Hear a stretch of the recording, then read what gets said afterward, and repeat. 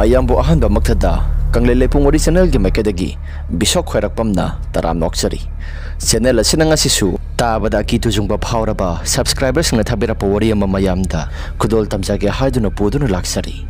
wari asi lithok charapa matamda soikiba langkiba kaya yarabosu mayamna nusibiduna ngakpiu haiduna hajari aduga amana channel asibu mapung phanba matamda sarugya biboina adom na like amadi subscribe share to biro mahaduna jari subscribe to matamda bell icon to on to biro mathangi wari thaglapa matamda adom gi phone da phangna bagi damakta adu de wari se hongna ba tokjaragi wari asinga sidagina matam khara kuiraba wari amakhakni matam maduda ise 12 loislaba matung da makha kari gumba amata tam thakidre farm senaraga damak laire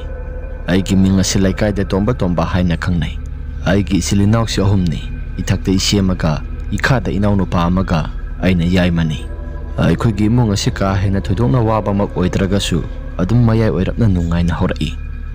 nuang monumit ama ikang khangaudana aikoi mayam ki men oina satnariba lambi asida pukri asauba ama lei pukri adu yamna su sawi aduga yamna su phajai pukri adu da mi ama lupkibadagi phaugalaktre haidana mayam ase marang ngang bahungnarai Laika gi pukri asiani sui mina thakna sana ba tawriba pukri amaga kasu thakna sana daba tawba pukri amaga kasu thoidokpa thakna sana ba tawdaba pukri asidani mi tari basi mayam sangdana thibada namidang wairam phangle asi haina mayam asi marang tawnarakle ahal asi yusungau baga masa si tasingkhibadu da gyamen ita ta adum laikana bangamdana sikhibani hai phana kuina sukanare asum tawdana Namidang ki matam maduda mathomangam sing loina pangtok pulo singkre laitri bahala sinisa posa krasai yu kharang aujai haibagi wani angang sing te ado kimatik yamna luna tawrakpani laika gi angang sing asimhak na phagi jugai tawraga ayamba matamda dumak laibani mamina thoiba kawi lairiksu yamna hai haidana ima hoina tammi adubu marai bak thiri ba mana lairik lasu phana hairaba suma sasi karigumba mata thabak taw haiba tamdaba maramna Tabakti karigumba mata tawdi tabak tawba phangdabadu damahak masasu kangauna duna yogi nisha sida dumak laisu kiba maramna yogi nisha gi pakta tawkibani haina suima hoina tammi namit ado aikoi gi laikai gi lairoi namni sida laiba oma su phoraki laikai si thawai pandaba jiba kaya maromama masi khuding gi saiduna laikani aduga khula sewa phamda tagadori haidana laiphawa du da phauраklami aikoi su laiphawa du kaya thoina nasungba tawrudi adu bisada ki tujungbadi khara da makphawi lai harau basilo singkhre numit ni humni mukti sujingkhre matamadu dai khoi pupusin haso khara oiri masa ngamde haidana khoi simphal tamna pukhatpani hospital yauraba matamda doctor na sumna hairaki anabasi ngasinong ni humni di mafam asida laiko anabasi khara phagalaklaba matamda nakoi sakisu chalu lamsina galapani aduna hangat hanta sapado pharak tagadaba mali tasingbadi matam adu da khoi gi khulla sisu sumnatagi kentar ani kaktang seli ayuk angan bada amaga numidang gi pungmari da amaga aduna imphal sakya hairabadi matam du gi oina ayuk angan ba matam da dumak sakadabani aduga yumda sakya hairagana numidang gi pungmari phawbada khoi si gari ngaiduna laikadabani asum tawdana awaba sai thengasi matam du gi oina khoi si amna mayok narami Hojiki matam kadi yamna khenari aikoi ki khula sisu gari sia suki matik yamna marang kaina seli matam dugi oina di imphal chapa gari si kentar ani sida natana kari gumba mata laite asumna ipugi sakthin basi baba na ingonda adum thilo haidan hairakhi tasingbadi khula sida seli baba sasi aikoina mayam satnariba main road rasi madu tana sapa matam da khara su matam asikui aduna numidang ki wairam yoram dagi matam Nungthil wai gi matam asida si sakado thongkatuna pukhatle aduga aikoi gi hekna kal da lairiba mayamna satnariba main road adu haibadi aikoi khulsi gi oina de kentar ani khaktan imphal yauriba si main road ta balambia somda du maksapa matamda cycle na adum pungkhai muki matam de du makthawi madu phawbada si gari chapa jagado madu phawba si cycle na satlaga mafam jagado bu hek yaurabadi gari ngaktangai kadoribani Mafam zakado hek yauri isha suwari yuma mada cycle do insalamle aduga imphal yauna sakadaba gari amada ise tongkhalaba matungda Imphal tana sa insang adu thilami. Aina yumda halakpa matam ase aduki matik yamna thengli. Numisu pungta tari. Man road oibanina gari asi asuki matik yamna marang kaina sili. Aikhoi khulgi oinadi kentarani sidang dagi hena karigumba amata hek chendi. As numit ase pungta tari. Ai sui sasi yum maduda hankaduribado lambi asisu kahena phaba amata oidabanina gari su papak sanaba lambi nati cycle na muk khong tana second do muk thauraga si yum tana olaga sakaduribani as onthona tan khrada asi hairaga ise parking dagi kumthari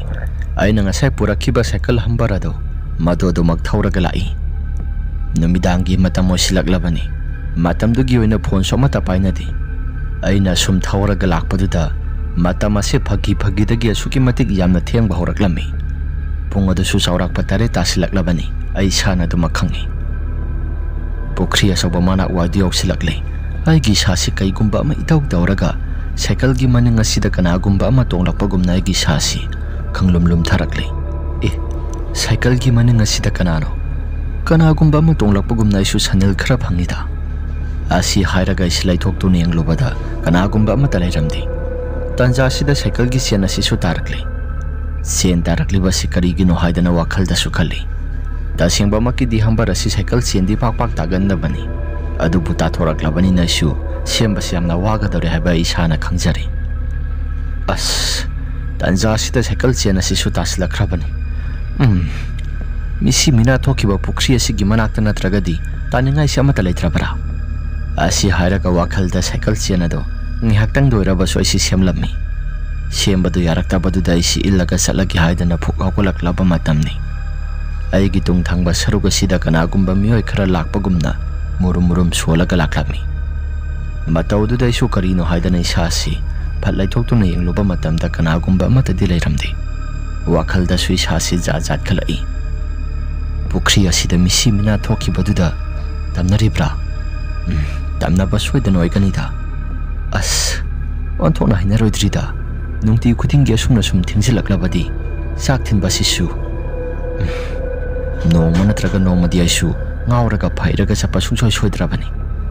asi hairaga maya si mamang lomda laithorapa matamda pukri lairupa mai ke somda kana kumba mioi ama lepaga saptingba makhai lepaga laibagumna isi uba horakle matawududagi sasi karino haidana pankida kirakle pukri mapala sida kana kumba ama lepaga lairisi kanano sibu laikai gi nupa masa sing nisapu sa saba sing mafam jaga sida churup ka thaktana doribra sibu tasingna mi oiribra ai si wakhal da su jaja khanjil laktuna isa se lon phaba pak na suna ngang bhairaktre ai kitang thuna chalage yumda khara thuna yaudaba yadi asi hairaga si hanna phaba yengba tawda prap lakli cycle asi thawdi thoraktri ilaga damak lakli yumda yorapa matamda baba ga imaga si mangolda ai bungairami baba sa kamata sadribo sadri nang lakpa ngairi bani sa thokke haidi nang di cycle do kedoroba imana hairakpani as ima cycle se pukri soba manakta chenta thokkidana phara onthona tari aduna illaga laabani asi hairaga si imungda sanglakhi baba hoi so dumak sanglakhi sak to puna saminari sak sana baba na suna hirakhi nang tamodi sak to phajana lahora banatra hoi baba lahore mayamda kari kumba mata haijage tamo hairi basi baba gi manau nupa gi masani tamo sim phalda leirek lesu tamduna laibanina mana mamit mamai khara singi haidana hospital da thambani baba tamodo dum mahaksu hora dum lehowida pupu ki manakta phare nahanmo mamangi pukri asoba sida thoiba taraga laikhidabado lairaka sida kanagumba amata sanaba ngamdi hai tamnabada mi kaksya amata lanba ngamnadraba male imana ngasai dukan da su nimphung khara ngangna hoyi aidi kasu thoina bu khanbu khaludri ai khoisena mok hairai as yareda adugumba warido numidang da natragadi saninga amata laitrabo sarosi sigumba warisi ima horen kolik phengbada nang na thanda dum phengok sani ꯑꯁꯤ ꯍꯥꯏꯔꯒ ꯑꯩꯈꯣꯏꯁꯤ ꯋꯥꯔꯤ ꯈꯔ ꯁꯥꯟꯅꯔꯤ꯫ ꯆꯦꯆꯦꯁꯨ ꯃꯁꯥꯁꯤ ꯀꯤꯔꯦ ꯈꯪꯕꯒꯤ ꯑꯩꯈꯣꯏꯁꯤ ꯇꯨꯃꯤꯟꯅ ꯑꯗꯨꯃꯛ ꯆꯥꯛꯇꯣ ꯆꯥꯔꯝꯃꯤ꯫ ꯑꯩꯈꯣꯏꯁꯤ ꯑꯩꯒꯤ ꯀꯥꯗ ꯇꯨꯝꯕ ꯆꯪꯅꯔꯦ꯫ ꯆꯥꯛ ꯆꯥꯕ ꯊꯣꯛꯂꯕ ꯃꯇꯨꯡꯗ ꯑꯍꯤꯡꯗꯣ ꯍꯧꯈ꯭ꯔꯦ꯫ ꯅꯣꯡꯉꯥꯜꯂꯦ, ꯑꯌꯨꯛꯀꯤ ꯃꯇꯝꯅꯤ꯫ ꯍꯣꯁꯄꯤꯇꯥꯜꯒꯤ ꯆꯥꯛꯁꯤꯃꯗꯤ ꯑꯌꯨꯛꯀꯤ ꯃꯇꯝꯗꯣ ꯃꯗꯨꯃꯗꯤ ꯃꯣꯏꯅ ꯄꯤ, ꯅꯨꯃꯤꯗꯥꯡꯒꯤ ꯃꯇꯝꯗꯨꯃꯗꯤ ꯑꯩꯈꯣꯏꯅ ꯄꯤꯕꯒꯤ ꯋꯥꯅꯤ꯫ ꯑꯌꯨꯛꯀꯤ ꯃꯇꯝ ꯑꯗꯨꯗ ꯏꯃꯥꯟꯅꯕ ꯑꯅꯤꯈꯛ ꯂꯥꯛꯑꯝꯃꯤ꯫ ꯏꯃꯥꯟꯅꯕ ꯂꯛꯀꯤ ꯀꯧꯕ ꯑꯃꯒ ꯏꯃꯥꯟꯅꯕ ꯑꯃꯒ ꯂꯥꯛꯂꯝꯃꯤ꯫ ꯃꯈꯣꯏ ꯂꯥꯛꯄꯗꯨꯗ ꯋꯥꯔꯤ ꯋꯥꯇꯥꯏ ꯈꯔꯁꯨ ꯁꯥꯟꯅꯔꯦ꯫ ꯃꯗꯨꯒꯤ ꯋꯥꯔꯤꯁꯤꯡ ꯑꯗꯨꯒꯤ ꯃꯔꯛ ꯊꯠꯅ ꯏꯃꯥꯟꯅꯕ ꯂꯛꯀꯤꯅ ꯏꯇꯥꯎ, ꯍꯟꯗꯛꯇꯤ ꯑꯩꯈꯣꯏ ꯂꯩꯔꯛ ꯑꯁꯤ ꯌꯨꯝꯗꯒꯤ ꯃꯄꯥꯜ ꯑꯃꯠꯇ ꯊꯣꯛꯅꯕ ꯉꯝꯗ꯭ꯔꯤ꯫ ꯋꯥꯔꯤ ꯑꯗꯨ ꯇꯥꯕ ꯃꯇꯝꯗ ꯏꯃꯥꯟꯅꯕ ꯑꯃꯗꯨꯅ ꯊꯧꯁꯥ ꯋꯥꯁꯥꯗꯕꯒꯨꯝꯅ ꯋꯥꯔꯤ ꯑꯗꯨ ꯅꯈꯣꯏꯒꯤ ꯋꯥꯗꯨ ꯀꯔꯤꯒꯨꯝꯕ ꯑꯃꯠꯇ ꯑꯩ ꯀꯤꯕꯤꯗꯦ ꯍꯥꯏꯔꯒ ꯏꯃꯥꯟꯅꯕꯗꯨꯅ ꯍꯥꯏꯔꯛꯈꯤ꯫ ꯑꯣꯏꯔꯣꯏ ꯄꯥꯔꯣꯏꯗꯕ ꯋꯥꯐꯝꯅꯤ ꯍꯥꯏꯗꯨꯅ ꯃꯍꯥꯛꯅ ꯀꯟꯊꯣꯛꯂꯛꯄꯗꯨꯗ ꯏꯃꯥꯟꯅꯕ ꯂꯛꯀꯤꯅ ꯅꯪ ꯑꯩꯈꯣꯏꯗ ꯑꯃꯨꯛꯇꯪ ꯂꯩꯔꯕꯗꯤ ꯅꯪ ꯈꯪꯒꯗꯕꯅꯤ꯫ ꯋꯥꯔꯤꯁꯤꯡ ꯑꯗꯨ ꯑꯩꯁꯨ ꯇꯥꯅꯤꯡꯕ ꯍꯦꯟꯃꯟꯗꯅ ꯏꯃꯥꯟꯅꯕ ꯂꯛꯀꯤꯗ ꯑꯩꯅ ꯏꯇꯥꯎ, ꯅꯣꯏꯗ ꯋꯥꯔꯤ ꯀꯩꯅꯣ ꯈꯔ ꯇꯧꯏ ꯍꯥꯏꯕꯗꯣ ꯋꯥꯔꯤ ꯂꯤꯔꯛꯀꯦꯔꯥ? ꯑꯩꯁꯨ ꯏꯁꯥꯁꯤ ꯌꯥꯝꯅ ꯇꯥꯅꯤꯡꯉꯤ꯫ ꯏꯃꯥꯟꯅꯕ ꯂꯛꯀꯤꯅ ꯑꯁ ꯂꯩꯕꯒ ꯑꯃꯠꯇ ꯉꯝꯗ꯭ꯔꯤ꯫ ꯉꯔꯥꯡꯗꯁꯨ ꯏꯃꯥꯅ ꯈꯨꯖꯥꯝ ꯍꯩꯗꯣꯛꯄ ꯊꯣꯛꯄꯗ ꯅꯨꯡꯅ ꯊꯣꯝꯃꯛꯑꯦ ꯍꯥꯏꯗꯅ ꯀꯩꯅꯣ ꯈꯔ ꯇꯧꯏ꯫ ꯑꯆꯧꯕ ꯄꯣꯠꯁꯛꯅꯤ ꯑꯩꯈꯣꯏꯒꯤ ꯌꯨꯝꯗ ꯊꯣꯝꯃꯛꯏꯕꯁꯤ꯫ ꯑꯗꯨꯒ ꯑꯍꯤꯡꯒꯤ ꯃꯇꯝꯗꯅ ꯊꯣꯡ ꯑꯁꯤ ꯀꯅꯥꯒꯨꯝꯕ ꯑꯃꯅ ꯐꯠ ꯅꯣꯝꯂꯒ ꯊꯣꯡꯁꯦ ꯍꯥꯡꯗꯣꯛꯑꯣ ꯍꯥꯏꯕꯒꯤ ꯃꯇꯥꯒꯨꯝꯅ ꯒꯤꯒꯤꯠꯂꯝꯃꯤ꯫ ꯑꯗꯨꯒ ꯀꯅꯥꯒꯨꯝꯕ ꯑꯃꯅ ꯍꯦꯛꯇ ꯆꯦꯟꯈꯤꯕꯒꯨꯝꯅ ꯃꯈꯣꯜ ꯑꯁꯤ ꯂꯦꯞꯄ ꯂꯩꯇꯅ ꯍꯦꯛꯇ ꯇꯧꯔꯛꯏ꯫ ꯀꯩ ꯋꯥꯅꯣ ꯍꯥꯏꯁꯤꯕꯣ? ꯑꯁꯦꯡꯕꯒꯤꯔꯣ? ꯃꯌꯥꯏ ꯂꯝꯕꯤ ꯐꯥꯎꯔꯒ ꯄꯨꯄꯨꯒꯤ ꯆꯥꯛ ꯊꯤꯟꯕ ꯑꯩꯗꯤ ꯑꯗꯨꯝ ꯆꯠꯂꯤꯕꯅꯤ꯫ ꯑꯁ ꯅꯣꯏꯒꯤ ꯂꯝꯕꯤ ꯑꯗꯨ ꯐꯥꯎꯔꯒ ꯂꯥꯛꯀꯗꯧꯔꯤꯕꯁꯤ ꯇꯟꯕꯨ ꯇꯜꯂꯦꯗ꯫ ꯏꯃꯥꯟꯅꯕ ꯂꯛꯀꯤꯅ ꯑꯁꯦꯡꯕꯅꯦ ꯑꯩꯅ ꯍꯥꯏꯁꯤ꯫ ꯑꯗꯣ ꯅꯪ ꯆꯠꯇꯕ ꯌꯥꯗ꯭ꯔꯒꯅ ꯃꯩ ꯄꯨꯔꯒ ꯑꯗꯨꯃꯛ ꯆꯠꯂꯨ, ꯀꯩꯁꯨ ꯊꯣꯏꯗꯣꯛꯄ ꯇꯧꯗꯦꯗ꯫ ꯃꯩ ꯄꯨꯔꯒ ꯆꯠꯂꯒꯕꯨꯗꯤ ꯀꯩꯁꯨ ꯑꯀꯥꯏꯕ ꯑꯃꯠꯇ ꯇꯧꯗꯦ ꯍꯥꯏꯕꯅꯤ꯫ ꯇꯁꯦꯡꯅ ꯍꯥꯏꯔꯒꯗꯤ ꯏꯃꯥꯟꯅꯕ ꯂꯛꯀꯤꯒ ꯂꯩꯈꯤꯗ꯭ꯔꯕ, ꯏꯁꯤꯡꯗ ꯇꯥꯔꯒ ꯂꯩꯈꯤꯗꯕ ꯅꯨꯄꯥ ꯊꯣꯏꯕ ꯍꯥꯏꯔꯤꯕ ꯑꯍꯜ ꯑꯗꯨꯒ ꯃꯈꯣꯏꯒꯁꯤ ꯌꯨꯝꯊꯪꯅꯕꯅꯤ꯫ ꯍꯤꯡꯈꯣꯜ ꯅꯨꯡ ꯑꯗꯨꯗ ꯄꯨꯂꯞ ꯄꯨꯟꯅ ꯂꯩꯃꯤꯟꯅꯕꯗꯨꯗ ꯁꯈꯤꯅꯥ ꯈꯔꯁꯨ ꯐꯪꯕꯖꯥꯠꯅꯤ꯫ ꯑꯗꯨꯅ ꯑꯍꯤꯡ ꯊꯦꯡꯂꯛꯄ ꯃꯇꯝꯗ ꯁꯞꯇ꯭ꯔ ꯇꯧꯕꯗꯨ ꯃꯈꯣꯏꯁꯨ ꯑꯗꯨꯃꯛ ꯊꯦꯡꯅꯕꯖꯥꯠꯅꯤ꯫ ꯃꯈꯣꯏꯒꯁꯨ ꯂꯩꯔꯛ ꯑꯗꯨ ꯄꯨꯜꯂꯕꯅꯤꯅ ꯃꯈꯣꯏꯒꯤ ꯂꯩꯔꯛ ꯖꯒꯥꯁꯤ ꯑꯩꯁꯨ ꯂꯝꯕꯤ ꯐꯥꯎꯔꯒ ꯑꯗꯨꯃꯛ ꯆꯠꯀꯗꯧꯔꯤꯕꯅꯤ꯫ ꯅꯨꯃꯤꯠꯇꯨꯃꯗꯤ ꯏꯃꯥꯟꯅꯕꯁꯤꯡ ꯑꯗꯨꯁꯨ ꯑꯗꯨꯃꯛ ꯆꯠꯈ꯭ꯔꯦ꯫ ꯑꯩꯁꯨ ꯆꯥꯛ ꯑꯗꯨ ꯉꯟꯅ ꯊꯤꯜꯂꯒꯦ ꯍꯥꯏꯗꯅ ꯉꯟꯅ ꯆꯠꯂꯝꯃꯤ꯫ ꯏꯃꯥꯅꯁꯨ ꯊꯦꯡꯗ꯭ꯔꯤꯉꯩꯗ ꯐꯠ ꯍꯜꯂꯛꯎ, ꯆꯥꯛ ꯑꯗꯨ ꯄꯤꯔꯝꯂꯒ ꯍꯜꯂꯛꯎ ꯍꯥꯏꯗꯅ ꯏꯃꯥꯅꯁꯨ ꯍꯥꯏꯔꯛꯈꯤ꯫ ꯍꯟꯗꯛꯃꯨꯛꯇꯤ ꯄꯨꯄꯨꯒꯤ ꯁꯥꯏꯀꯜ ꯑꯗꯨ ꯊꯧꯔꯒ ꯂꯥꯛꯇ꯭ꯔꯦ꯫ ꯏꯟꯗꯣꯝꯆꯥ ꯍꯣꯏꯒꯤ ꯁꯥꯏꯀꯜ ꯑꯗꯨ ꯑꯣꯏꯅ ꯊꯧꯔꯒ ꯂꯥꯛꯂꯦ꯫ ꯍꯣꯁꯄꯤꯇꯥꯜ ꯌꯧꯕꯗ ꯄꯨꯄꯨ ꯃꯁꯥꯗꯣ ꯈꯔ ꯀꯟꯈꯠꯂꯦ꯫ ꯇꯥꯃꯣꯆꯥꯅ ꯏꯕꯨꯡꯉꯣ, ꯅꯪ ꯉꯥꯏꯍꯥꯛꯇ ꯂꯩꯔꯝꯃꯨ ꯑꯁꯤ ꯍꯥꯏꯔꯝꯂꯒ ꯑꯗꯨꯃꯛ ꯊꯣꯛꯈꯤ꯫ ꯄꯣꯠ ꯑꯃ ꯂꯩꯔꯨꯒꯦ ꯍꯥꯏꯔꯒ ꯄꯨꯄꯨꯒ ꯑꯩꯒꯁꯦ ꯋꯥꯔꯤ ꯋꯥꯇꯥꯏ ꯁꯥꯟꯅ ꯂꯩꯔꯤꯉꯩ ꯃꯇꯝ ꯑꯁꯦ ꯈꯔ ꯊꯦꯡꯖꯤꯟꯈꯤꯕꯅ ꯄꯨꯡ 4 ꯇꯥꯁꯤꯜꯂꯛꯂꯦ꯫ ꯇꯥꯃꯣꯆꯥꯁꯨ ꯍꯜꯂꯛꯇꯦ꯫ ꯑꯁ ꯄꯨꯄꯨ, ꯇꯥꯃꯣꯆꯥꯁꯨ ꯍꯜꯂꯛꯇꯦ, ꯀꯥꯏ ꯇꯥꯅ ꯆꯠꯈ꯭ꯔꯕꯅꯣ ꯈꯪꯗꯦ꯫ ꯅꯪꯕꯨ ꯌꯨꯝꯗ ꯀꯩ ꯇꯧꯗꯨꯕ ꯂꯩꯍꯧꯕꯒꯦ? ꯄꯨꯄꯨ, ꯀꯩꯁꯨ ꯊꯣꯏꯗꯣꯛꯄ ꯇꯧꯗꯨꯕꯗꯤ ꯂꯩꯍꯧꯗꯦꯗ꯫ ꯍꯟꯗꯛ ꯃꯔꯛ ꯑꯁꯤ ꯑꯩꯈꯣꯏ ꯃꯅꯤꯡꯒꯤ ꯊꯣꯏꯕꯗꯣ ꯂꯩꯇꯕꯗꯨꯗ ꯀꯩꯅꯣ ꯈꯔ ꯇꯧꯏ ꯍꯥꯏ꯫ ꯑꯗꯨꯅ ꯑꯩꯁꯤ ꯉꯜꯂꯤꯉꯩꯗ ꯑꯗꯨꯝ ꯍꯟꯈꯤꯒꯦ ꯇꯧꯕꯅꯤ꯫ ꯂꯥꯛꯆꯔꯁꯅꯤꯗ, ꯉꯥꯏꯍꯥꯛꯇꯪ ꯉꯥꯏꯔꯣ ꯑꯁꯤ ꯍꯥꯏꯔꯒ ꯉꯥꯏꯍꯥꯛꯇꯪꯒꯤ ꯃꯇꯨꯡꯗ ꯇꯥꯃꯣꯆꯥꯁꯦ ꯂꯥꯛꯂꯦ꯫ ꯇꯥꯃꯣꯆꯥ ꯂꯥꯛꯄꯗꯨꯗ ꯑꯩꯅ ꯇꯥꯃꯣꯆꯥ, ꯑꯩ ꯊꯦꯡꯂꯦ꯫ ꯑꯩꯈꯣꯏ ꯈꯨꯜꯗꯁꯨ ꯀꯩꯅꯣ ꯈꯔ ꯌꯥꯝꯅ ꯍꯥꯏꯅꯍꯧꯏ꯫ ꯑꯩ ꯌꯨꯝꯗ ꯑꯗꯨꯝ ꯍꯜꯂꯒꯦ꯫ ꯏꯇꯣꯝꯇ ꯍꯟꯕꯗꯨꯁꯨ ꯊꯦꯡꯂꯛꯂꯕꯗꯤ ꯇꯜꯂꯤ꯫ ꯅꯍꯥꯟꯁꯨ ꯀꯩꯅꯣ ꯈꯔ ꯇꯧꯗꯅ꯫ ꯇꯥꯃꯣꯆꯥꯅ ꯀꯩ ꯇꯧꯔꯤꯕꯅꯣ ꯍꯥꯏꯁꯦ? ꯈꯪꯗꯦ, ꯍꯌꯦꯡ ꯂꯥꯛꯑꯒ ꯑꯗꯨꯝ ꯂꯤꯕꯤꯔꯒꯦ꯫ ꯉꯁꯤꯒꯤꯗꯤ ꯑꯩ ꯊꯦꯡꯂꯦ, ꯍꯜꯂꯒꯦ ꯑꯁꯤ ꯍꯥꯏꯔꯒ ꯑꯩꯁꯦ ꯑꯗꯨꯃꯛ ꯊꯣꯛꯂꯛꯈꯤ꯫ ꯒꯥꯔꯤ ꯄꯥꯔꯀꯤꯡ ꯑꯗꯨ ꯌꯧꯔꯦ꯫ ꯃꯤ 5 ꯁꯨꯗ꯭ꯔꯗꯤ ꯆꯠꯈꯤꯔꯣꯏ ꯍꯥꯏꯗꯅ ꯒꯥꯔꯤ ꯑꯗꯨꯁꯨ ꯑꯗꯨꯝ ꯇꯣꯡꯂꯒ ꯂꯩꯔꯦ꯫ ꯃꯇꯝꯁꯤꯁꯨ ꯈꯔ ꯊꯦꯡꯖꯤꯟꯈꯤꯕꯅ ꯄꯨꯡ 5 ꯇꯥꯁꯤꯜꯂꯛꯄ ꯑꯗꯨꯋꯥꯏꯒꯤ ꯃꯇꯝꯗꯅꯤ꯫ ꯒꯥꯔꯤꯁꯦ ꯊꯧꯔꯒ ꯂꯥꯛꯂꯦ꯫ ꯂꯥꯏꯕꯛ ꯐꯕꯗꯤ ꯄꯨꯡ 6 ꯈꯔ ꯍꯦꯜꯂꯛꯄ ꯑꯗꯨꯋꯥꯏꯒꯤ ꯃꯇꯝꯗ ꯑꯩꯁꯤ ꯌꯧꯔꯦ꯫ ꯑꯩꯈꯣꯏꯒ ꯊꯪꯅꯕ ꯈꯨꯜ ꯑꯁꯤꯗ ꯑꯩꯁꯦ ꯁꯥꯏꯀꯜ ꯊꯧꯔꯒ ꯑꯗꯨꯃꯛ ꯂꯥꯛꯄꯅꯤ꯫ ꯈꯨꯜ ꯑꯁꯤꯁꯨ ꯌꯧꯕ ꯃꯇꯝꯗ ꯄꯨꯝꯃꯝ ꯍꯦꯛꯇ ꯃꯝꯂꯦ꯫ ꯅꯤꯡꯊꯝ ꯊꯥꯒꯤ ꯃꯇꯝꯅ ꯀꯣꯏꯁꯤꯜꯂꯦ꯫ ꯄꯨꯡ 4 ꯈꯤꯇꯪ ꯍꯦꯜꯂꯛꯄꯗꯒꯤ ꯑꯗꯨꯝ ꯃꯝꯃꯤ꯫ ꯄꯨꯡ 8 ꯇꯥꯕ ꯍꯥꯏꯕꯁꯤ ꯆꯥꯛ ꯇꯣꯛꯂꯒ ꯇꯤꯚꯤ ꯌꯦꯡꯂꯒ ꯑꯗꯨꯝ ꯂꯩꯕ ꯃꯇꯝꯅꯤ꯫ ꯑꯗꯨꯅ ꯄꯨꯡ 8 ꯇꯥꯕ ꯃꯇꯝꯗ ꯃꯥꯒꯤ ꯐꯃꯨꯡꯁꯤꯡꯗ ꯑꯗꯨꯃꯛ ꯆꯪꯅꯕ ꯃꯇꯝꯅꯤ꯫ ꯇꯤꯚꯤ ꯌꯦꯡꯕ ꯀꯥꯡꯕꯨꯅ ꯌꯦꯡꯗꯨꯅ ꯂꯩꯕ ꯃꯗꯨꯒꯤ ꯃꯇꯝꯅꯤ꯫ ꯑꯩꯅ ꯁꯥꯏꯀꯜ ꯊꯧꯔꯒ ꯁꯨꯝ ꯂꯥꯛꯏ꯫ ꯉꯔꯥꯡꯒꯤ ꯃꯐꯝ ꯖꯒꯥꯁꯦ ꯍꯦꯛ ꯌꯧꯔꯛꯄ ꯃꯇꯝꯗ ꯑꯩꯒꯤ ꯏꯁꯥꯁꯤ ꯄꯪꯀꯤꯗ ꯀꯤꯕ ꯍꯧꯔꯛꯂꯦ꯫ ꯁꯥꯏꯀꯜꯒꯤ ꯃꯅꯤꯡ ꯑꯁꯤꯗ ꯍꯟꯅ ꯐꯥꯎꯕ ꯑꯃꯠꯇ ꯌꯦꯡꯂꯨꯗꯦ꯫ ꯑꯗꯨꯕꯨ ꯈꯪꯂꯨꯝ ꯂꯨꯝꯊꯔꯛꯈꯤ꯫ ꯑꯩꯁꯨ ꯀꯩꯅꯣꯃꯅꯤ ꯍꯥꯏꯔꯒ ꯋꯥꯈꯜꯗꯗꯤ ꯑꯗꯨꯃꯛ ꯈꯜꯂꯤ꯫ aduga tungon thoklagadi amata yengde cycle se karigumba amana itau tawbagumna kanagumba amana phabagumna cycle asi sielo haiba yarakidi aibu amuktang yengsira yenglakeda asi hairaga isi yengli adubu kanagumba amata di tonglamde wakhalda somu khalli kaino thaubasu yadi aduga cycle asi sien tabra hairabasu sien so amata tadi kaino toribasina asi hairaga isu cycle gi maning thangba sakaduda haipetang kumtharaga yingluba matamda cycle gi sakaduda karigumba phi khara sappaga lairami madu uba matamda gi sasi punga ngakhi kaidagi phinu sina lambi su pungkokokpa sida kadaidagi nuksitna sitana nuksisu mana mata sitpanati sappaga laibano sibo asi hairaga amanba phuri sumali haidana isu sappaga lairabanina cycle adu imbasu yadri laukthokna ba isi sayamak pairaga yamna kana honai thabal su khara pharami laisela se thajilakpadu de isasi ing lawi laukthokpadu yadri kayam kana yepano haibadi ai so mata khangdre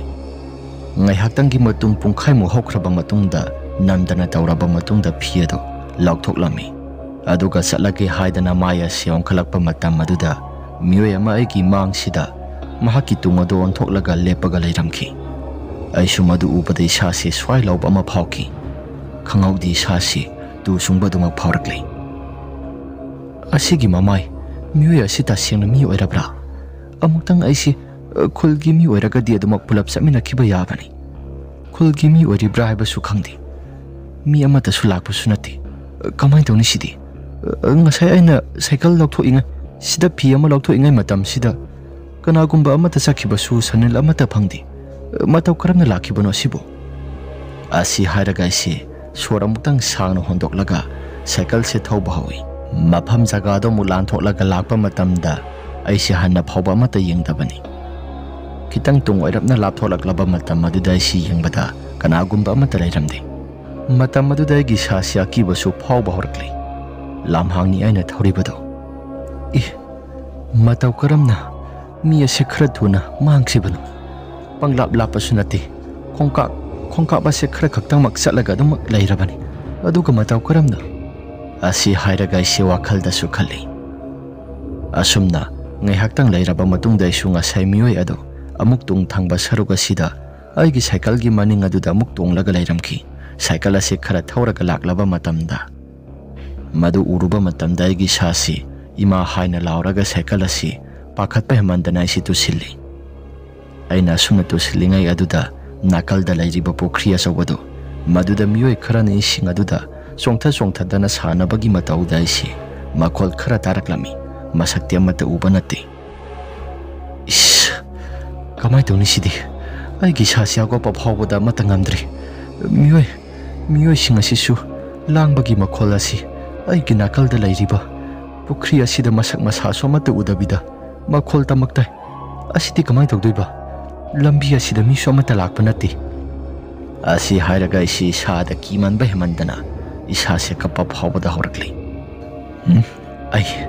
ai nupa masani ai kappa yadi yumda khara thuna ai sataba yadri asi hairaga nge haktangi mamangda aigi cycle gi tung thangba sarukta tonglakiba misakado hanna phawba yengbada kanagumba amata surairamdri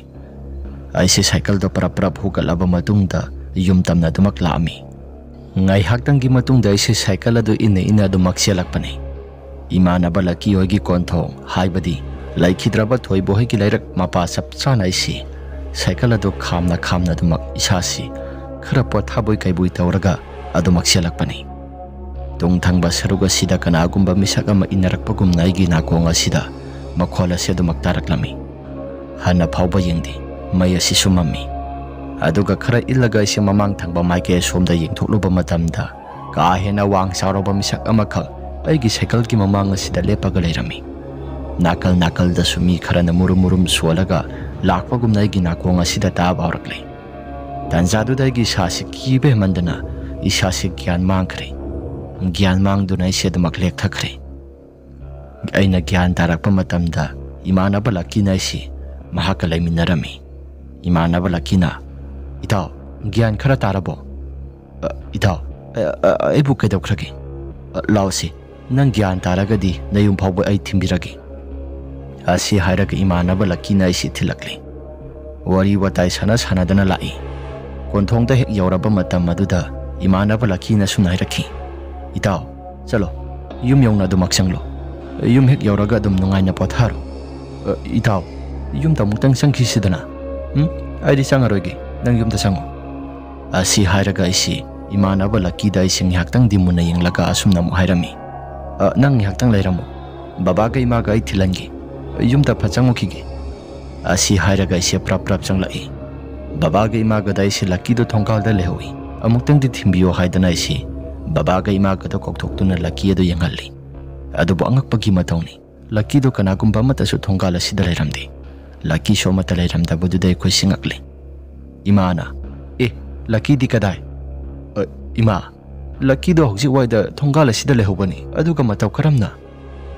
mataw du de imana sumna hairakhi hai lo yumda khara thuna sangsi aduga sakto sathok nungaina potharo imana yamna pakhana hairakpani numitumadi ai simai khara okthokli aduga nungaina sak adu sathoklaba matungda adum pothari asumna nongalaba matam aduda isi imanaba laki hoida challi aduga ngarang airamdabagi wari singadu imanaba laki da ina tami nangdi ngarang airamu hairaga karigino ngaide bisakribado as nang suba pura berani imanaba laki na gyan men ita ta bagumna aingonda sumna kaino hairisibo aidi ngarang pung 8 tabadagi adum tumli kadaidagi nang gai ga thingnariba asumna hairakpadudagi sasi kijaba mo horai kiba phaurakpagi matawduda ngarang thokiba wari singada loina tami adubu imanaba lakina karigumba amata khandana hairakhi itaw asengbani aidi ngarang adum ngana tumli nang gai ga kadai waida thingnaribano namidangi matam adu handa marakti yum asi kanagumba amata sunumi takibaga yumdagi mapal amata thoknadrabani aduna isingana ngana dumaktumlabani aisu imanaba lakigi wafam asida isada ngakpa ama phauraduna asumna haiki itaw ai singarang yumda halaklaga baba ga ima kada nang thilangi haidana mapanda muk tholakpani aduga di amuk lairamdri itaw ta sengbani ai ngarang do nang gai ga su thingnakiba laiti madugi sumathakta ai ngantana dumak tumle asi hairaga ai sinumitumadi sada ngakpa mayam ama iphau phauri yumda halaklaga aina baba ga ima ga dangarang tawkiba wari mayam singada loina tamle maduda baba na sumna hairakhi ai dingarang adum khangle ai khogi lairiba umang lagi ishor ibudho ibenda wasi ani sina sayonduna nangbo thimbirakibani nangna yamna kiraba ibudho ibenda wasi ai kire ibenda ibudho haidana nangna khuramu adum ne hek khuramba matamda konthong amadagi ni khangde tungdagi ni khangde nanga khangna sanaba misak ama tholakani aduga nang si kirabra haiduna yum phawbo thimbirakadoribani masigi thawdo ase khuna ngang oiringai matamdasu adumak thokre wari singado taba matamda idi puning ngasi nungsirai aigi punsi asi khunbu konbiriba ishora sina kanbirakpani asi khaluba matamda aigi sasi wakhal yamna khalami adubu numitudagi hauna isi sak thimba adumak satkidre imphaldagi adumak ini hoina yana badumak tawkhre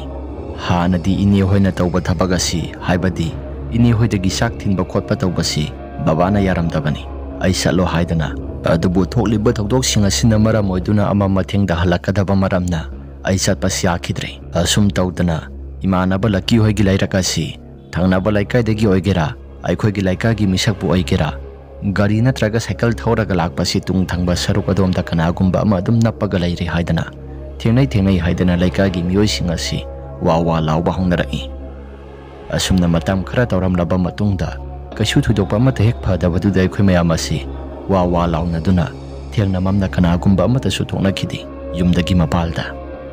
madudagi hendoraktana khulani gi tainaba karak lamlong ahum bahangbadu phawbada